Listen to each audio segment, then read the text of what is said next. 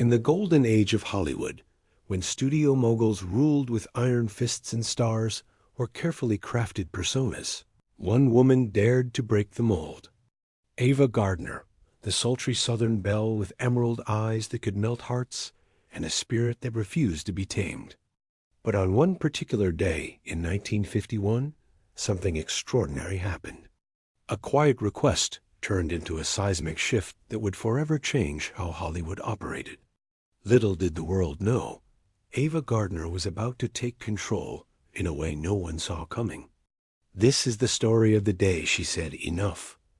And Hollywood listened in the smoky backrooms of Metro-Goldwyn-Mayer, where dreams were manufactured like automobiles on an assembly line. Ava Gardner emerged as something far more dangerous than the studio ever intended, a woman who couldn't be controlled. Born in the tobacco fields of North Carolina, she arrived in Hollywood as a wide-eyed 17-year-old in 1941, clutching nothing but a screen test and a prayer. MGM's talent scouts had discovered her photograph in the window of her brother-in-law's photography studio in New York.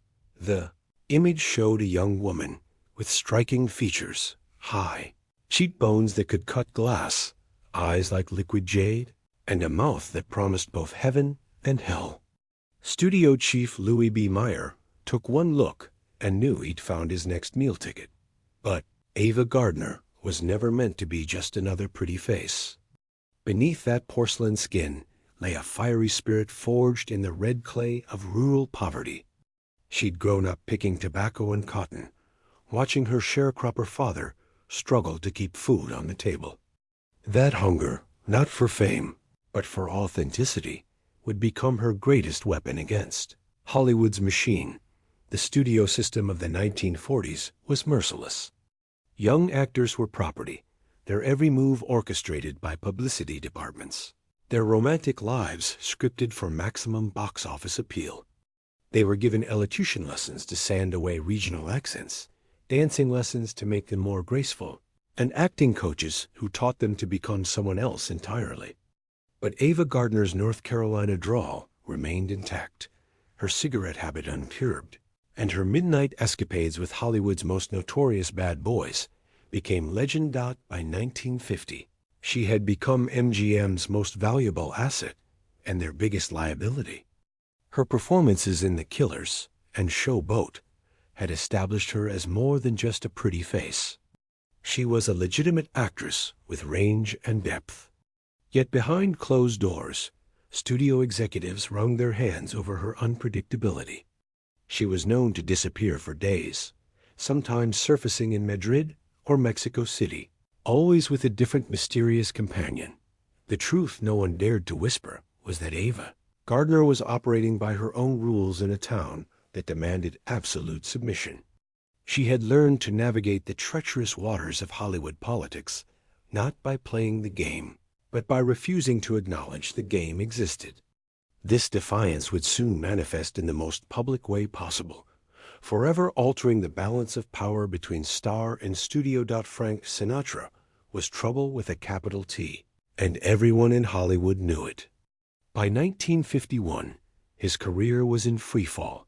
His voice was shot, his records weren't selling, and his first marriage to Nancy Barbado was crumbling under the weight of his infidelities. He was damaged goods. Has been at 35 in a town that worshipped youth and success. But when Frank Sinatra looked at Ava Gardner across that crowded nightclub in 1949, none of that mattered. Here was a woman who radiated danger and sophistication in equal measure, who could drink him under the table and still look like a goddess the next morning. Their attraction was immediate, electric, and absolutely catastrophic for everyone involved. MGM executives watched in horror as their most valuable asset began a very public affair with entertainment's most notorious bad boy. Studio head Louis B. Mayer summoned Ava to his office, his voice shaking with barely controlled rage. "You're destroying your career," he thundered, pounding his mahogany desk. "Sinatra is box office poison. The public won't stand for it." Ava listened politely, her green eyes never leaving Mayer's face. When he finished his tirade, she stood slowly, smoothed her skirt, and delivered a line that would echo through Hollywood history. "Mr. Meyer, with all due respect, the public doesn't live my life. I do." The relationship became a media circus. Newspapers chronicled their every move, the passionate fights in nightclub bathrooms, the makeup sessions in exotic hotel suites, the way they looked at each other like two people drowning and finding salvation simultaneously. Hedda Hopper and Luella Parsons, Hollywood's most powerful gossip columnists, turned their romance into a daily soap opera for America's breakfast tables. Frank's wife, Nancy, refused to grant him a divorce, making the affair even more scandalous. Catholic organizations boycotted Ava's films. Conservative women's groups wrote letters of condemnation. Yet through it all, Ava Gardner refused to back down.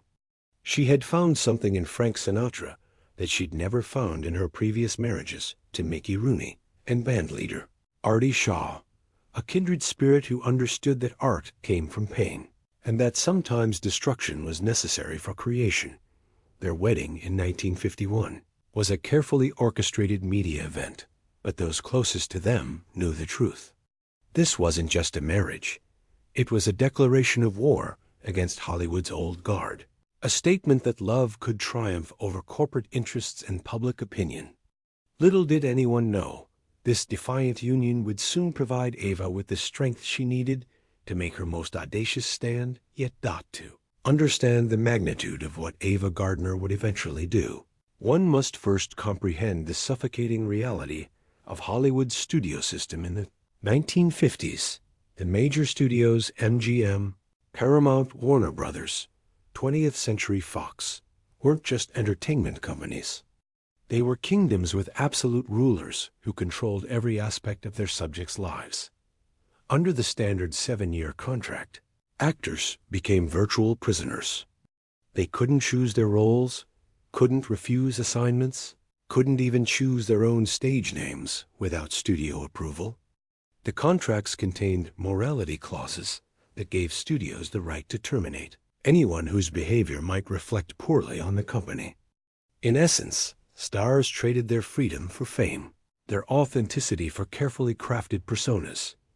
MGM's publicity machine was particularly ruthless. They manufactured romances between homosexual leading men and willing starlets, invented wholesome backstories for actors with criminal pasts, and buried scandals that could damage their investments. The studio employed private investigators to spy on their own talent, gathering compromising information that could be used as leverage when contracts came up for renewal. Ava Gardner had experienced this suffocating control firsthand. When she married Mickey Rooney in 1942, MGM publicity chief Howard Strickling orchestrated the entire affair like a military operation. The wedding date was chosen to coincide with the release of Rooney's latest film. The guest list was approved by the studio. Even the honeymoon destination was selected for maximum publicity value. For actors who stepped out of line, the punishment was swift and brutal. Studios could loan out rebellious stars to inferior productions, effectively sabotaging their careers. They could leak damaging stories for friendly columnists, or simply refuse to promote an actor's films, ensuring box office failure. The message was clear: conform or be destroyed. But by 1951, cracks were beginning to show in this totalitarian system. The Supreme Court's 1948 decision in United States v. Paramount Pictures had forced studios to sell their theater chains, weakening their monopolistic grip. A few brave stars were beginning to challenge the system, demanding better roles and more creative control. Ava Gardner watched these developments with keen interest. She had learned to play the game well enough to survive, but survival wasn't enough anymore. She wanted to create art on her own terms, to tell stories that mattered, to be more than just a beautiful face selling tickets. The quiet request she was about to make would test just how much power she had accumulated, and how much she was willing to risk to claim it. When 20th Century Fox acquired the rights to Ernest Hemingway's The Snows of Kilimanjaro in early 1951. Hollywood insiders knew they were witnessing something special. This wasn't just another romantic drama. It was literature brought to life, a story of love, loss, and redemption set against the sweeping backdrop of colonial Africa. The project attracted A-list talent like moths to a flame. Gregory Peck was cast as Harry Street, the wounded rider confronting his mortality on the African plains. Susan Hayward would play Helen, his wealthy but emotionally distant wife. But it was the role of Cynthia Green, Harry's passionate, doomed lover, that every actress in Hollywood coveted. Cynthia was the kind of role that defined careers. She was complex, tragic, sensual, without being exploitative. In Hemingway's original story, she represented everything pure and authentic that Harry had lost in his pursuit of commercial success. For an actress, she was a gift, a character with depth, emotion, and the kind of memorable scenes that led to Oscar nominations. The role should have gone to one of Fox's contract players, but producer Darryl F. Zanuck had bigger ambitions. He wanted to create something that would compete with MGM's Prestige Pictures, something that would establish Fox as a studio capable of producing serious cinema. That meant borrowing talent from rival studios, no matter the cost. When Zanuck's team approached,